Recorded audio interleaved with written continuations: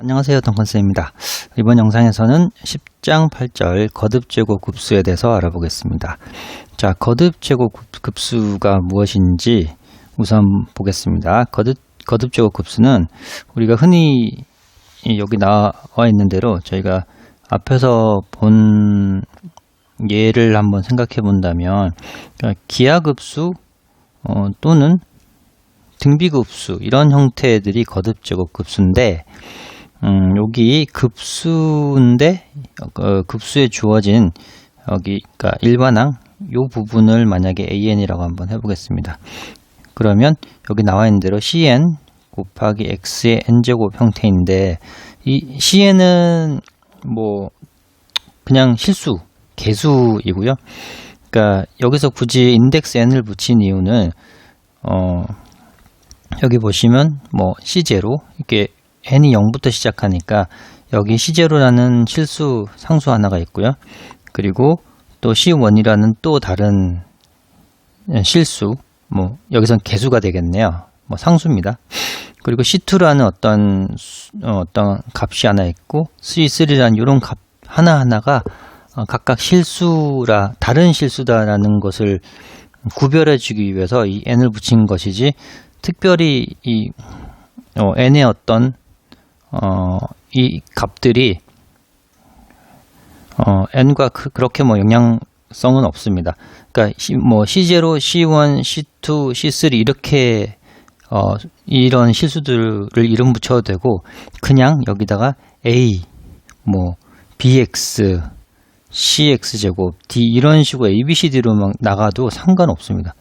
어찌됐건 여기 있는 숫자들은 다 실수다. 다른 실수다라는 것만 구별을 해주기 위해서 여기는 CN이라는 노테이션을 썼고요.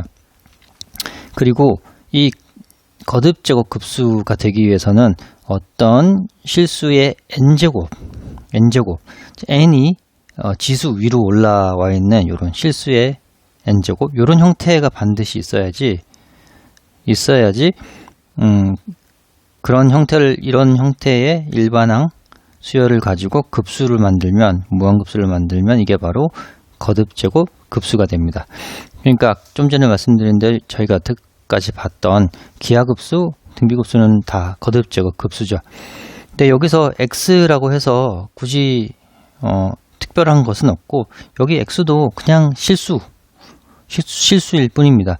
물론 추후에는 이 x에 뭐 다른 값들을 조금씩 넣어 볼 수도 있고 뭐 0이라든지 2분의 1이라든지 뭐 3이라든지 이런 거를 이제 넣어 볼 수 있는, 앞에서는 그게 딱 정해진 어떤 숫자 형태로 급수가 주어졌고 뭐 수렴한지 발산한지 판정하라 이런 걸 주어졌는데 여기서는 x라고 숫자 대신에 변수 x라고 주어지고 x가 어떤 다른 값을 가질 수 있도록 그 다른 값에 따라서 이 급수 전체가 수렴할 수도 있고 발산할 수도 있겠죠.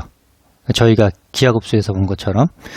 그래서 조금 이런 형태를 가지는 급수를 거듭제곱 급수라고 한다라는 것을 우선 인지를 하시면 좋겠습니다. 여기 오른쪽은 x는 변수고 뭐 cn이라는 것은 급수의 개수다라고 했는데 좀 전에 이제 제가 설명해 드린 대로 그것을 이해를 하셨으면 이 뜻의 의미를 조금 아실 것 같습니다.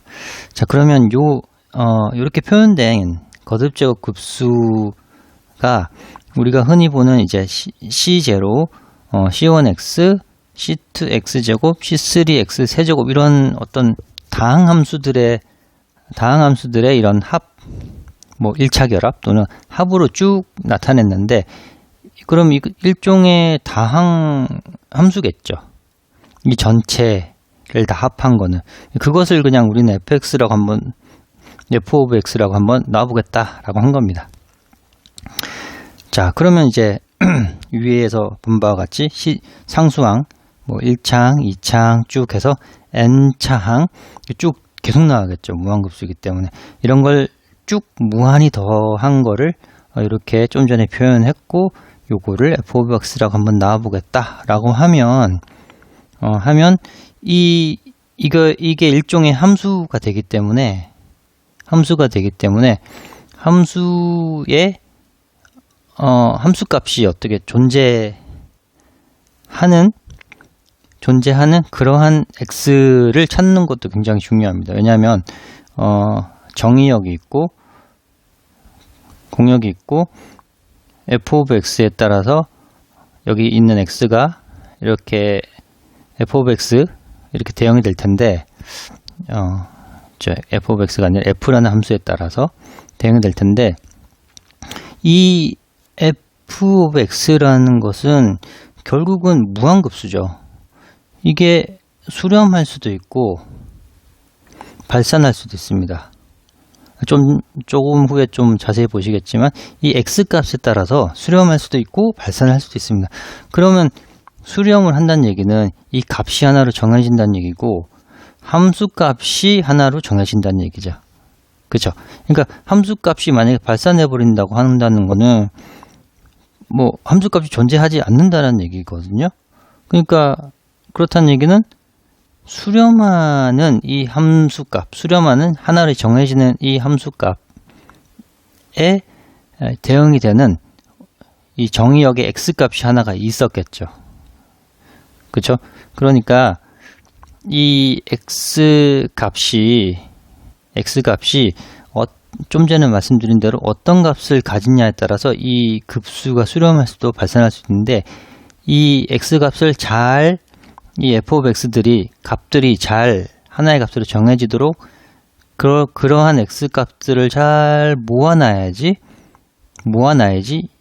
수렴하는 f of 값들만 모이는 이렇게 대응이 잘 되어서 그러면 요 부분만 x 전체가 다 정의역으로 가질 수는 없고 요 부분 x에서 출발해서 수렴하는 f of x가 되는 괜찮은 x들만 모아서 정의역으로 써야 될 거고 그거를 좀 나중에 아시겠지만 요 x들을 다 모은 것들을 수렴 반경 또는 뭐 수렴 구간 이렇게 표현을 합니다. 예, 지금은 이제 이해 안 되시더라도 뭐 조금 이제 이해를 조금 후에 가보시면 이제 이 용어에 대해서 이해를 하실 수가 있습니다. 자, 아무튼 이렇게 생긴 게 거듭제곱 급수다. 그러면 그 거듭제곱 급수 역시 급수이기 때문에 수렴 또는 발산할 수도 있다. 요거를 이제 인지해 주셨으면 좋겠습니다.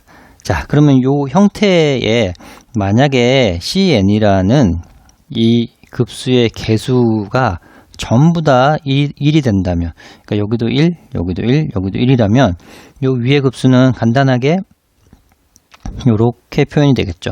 예, cn이 다 c1, c0, c1, c2, cn 전부 다 1이기 때문에. 자, 그러면 요거 어디서 많이 본 급수죠? 이 급수의 합은 등비급수니까 또는 기하급수니까 x가 요 범위에 있을 때만 요 값으로 등비급수로 수렴을 하죠. 언제냐? x가 1, 절대값 x가 1보다 작은 경우에만 수렴하는 등비급수입니다. 또는 기하급수입니다. 자, 그러면 또는 여기서 요렇게 생긴 급수에서 x 대신에 2분의 1을 넣으면 좀 더 우리가 이제 친숙해진 급수가 되겠죠. 요런 거는 이제 공비가 2분의 1인 등비급수가 되는 것이죠. 수렴하는 거 당연히 알고 있죠. 그죠? 요 x 값이 절대값이 이제 1보다 작으니까 또는 2분의 1이 마이너스 1하고 1 사이에 있기 때문에 요 등비급수, 기하급수는 수렴을 합니다. 자, 그리고 만약에 이제 2분의 1이 아니라 여기다가 2를 넣게 된다면, 이렇게 2를 넣게 된다면 발산하죠. 왜냐하면 이 공비가 여기서 2라는 공비가 1보다 커져 버리면 앞에서 이제 살펴본 대로 이 급수는 발산을 하게 됩니다. 자, 그러니까 지금 보시면 cn이라는 개수는 사실 수렴 발산에 크게 영향을 미치진 않았고 x 값이 어떤 값이냐에 따라서 이 주어진 급수, 이 주어진 거듭 제곱 급수가 수렴할 수도 있고 발산을 할 수도 있습니다.